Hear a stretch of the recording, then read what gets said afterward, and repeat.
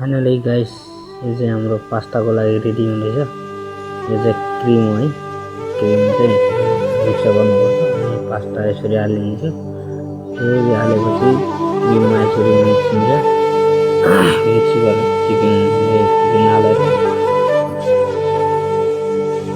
Chicken हालेर यसरी सबै मसलाहरू मिक्स गर्नुपर्छ। यसमा चाहिँ के हाल्छ भनेपछि मैगी मसला हाल्छ, नुन हाल्छ, यसरी हाल्छ।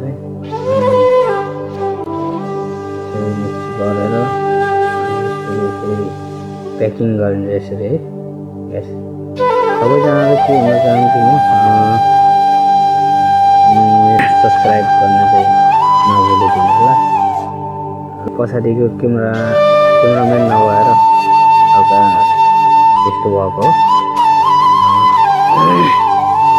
मोबाइल यता भित्तामा हटाएर यसरी गर्दा त्यो हल्का क्यामेरा ठुलो सानो भएछ।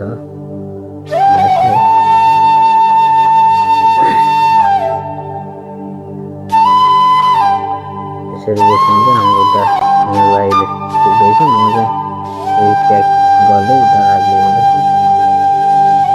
आज चाहिँ यो चाहिँ लगभग 50वटा बनाएको छ। दिनमा 100वटा जान्छ, हिजोको अलिअलि बचाउँछ। दिनमा चाहिँ नर्मल 50 जान्छ गाइस है। बगदाद हुने सबैजनाहरू इराकमा आउनु मन्सुर सुल्तानीमा बन्छ है। यसमा हामी आफै बनाउँछौँ, सबै थोक हामी बनाउने मसलाहरू सब फिलिङ गरेर। मेरो भिडियो छ सबै छन्, पिज्जादेखि लिएर सबै थोक मैले